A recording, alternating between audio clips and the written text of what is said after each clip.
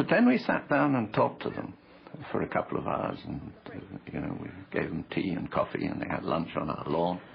Well, there's another coffee coming. There's no... Who wants to... Sorry about the Sawyer. Anyway, I've not... No need for you to be deceitful. Why didn't you just ask me whether I was in? Look, we hang a murderer's banner. After about 20 minutes, they said, well, the problem's not you, it's Shell. So I said, no, wait a minute, let's talk about what is Shell. It's made up of people like me. In the end, what we found in that discussion was all the things that they were worried about, I was worried about as well. Climate, oppressive regimes, human rights. The big difference between us was I feel that I actually can make a contribution to this. These people were frustrated because they felt they had nothing to do.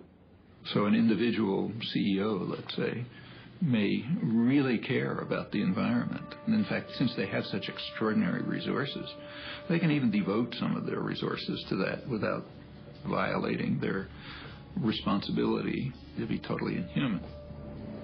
Which is why, as the Moody Stewards serve tea to protesters, Shell Nigeria can flare unrivaled amounts of gas, making it one of the world's single worst sources of pollution. And all the professed concerns about the environment do not spare Ken Saro-Wiwa and 8 other activists from being hanged for opposing Shell's environmental practices in the Niger Delta.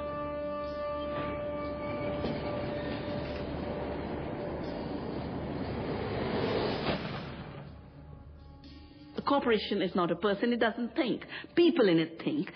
And for them, it is legitimate to create Terminator technology so that farmers are not able to save their seeds. Seeds that will destroy themselves through a suicide gene. Seeds that are designed to only produce crop in one season. You really need to have a brutal mind. It's a war against evolution to even think in those terms. But quite clearly, profits are so much higher in their minds. The profit motive, which drove Fudsy to accomplish so much, may bring out the evil as well as the good. Hello? My work spans all industry sectors. I mean, I virtually have worked for, I'd say 25% of the Fortune 500. I've posed as an investment banker. I've posed as a venture capitalist. I set up front companies that are executive recruiting firms. Essentially, I'm a spy. I'll locate your employees, and I will tell them that I'm calling from Acme Recruiting Agency and that I've got a job that pays them considerably more than what they're paying. Would they mind meeting me for an interview? And when the executive shows up, what he doesn't realize is I'm actually debriefing him on behalf of a competitor, and that there is no job, and that the office that he's at has been rented, and the picture on my desk of my family is a phony, and it's all just a big elaborate ruse to glean competitive information from him. I don't feel any guilt. It's, you know what, I mean, you have to expect that guys like me are out there. We're predators.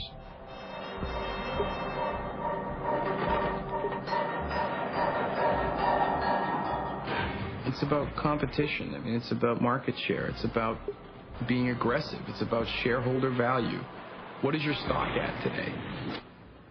If you're a CEO, I mean, do you think your shareholders really care whether you're Billy Buttercup or not? You know, do you think that they would prefer you to be a nice guy over having money in their pocket? I don't think so. I think people want money. That's the bottom line. The fact that most of these companies are run by white men, white rich men, means that they are out of touch with what the majority of the world is, because the majority of this planet are not a bunch of rich white guys. They're people of other colors. They're the majority. Women are the majority. And the poor and working poor make up the majority of this planet. So the decisions that they make come from not the reality that exists throughout the world. How much is enough?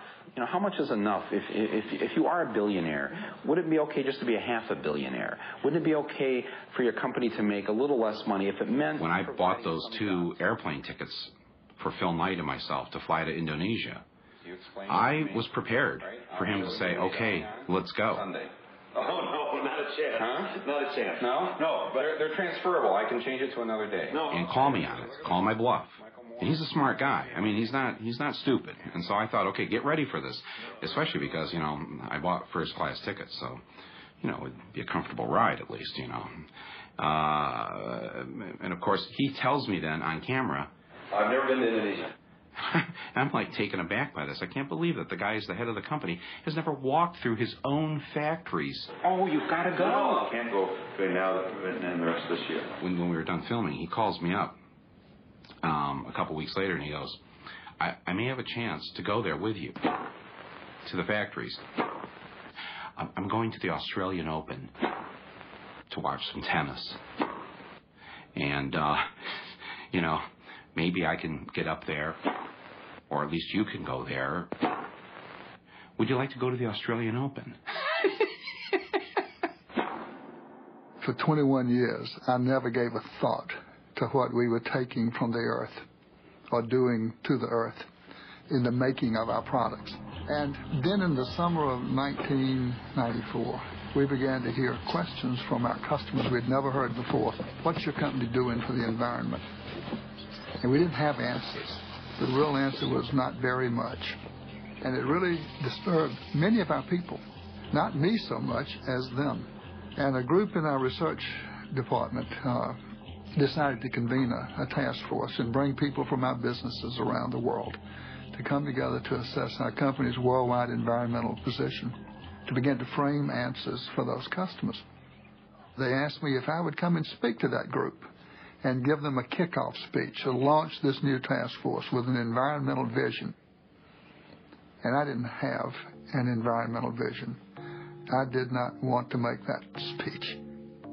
And at sort of the propitious moment, this book landed on my desk. It was Paul Hawkins' book, The Ecology of Commerce.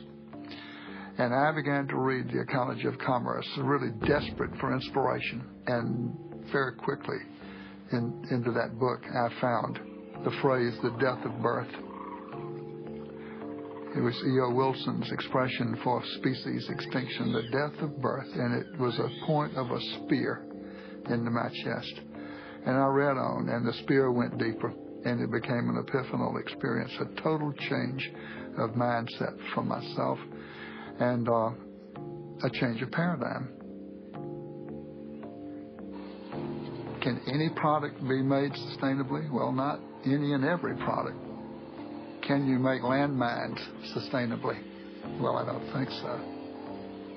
There's a more fundamental question than that about landmines. Some products ought not be made at all.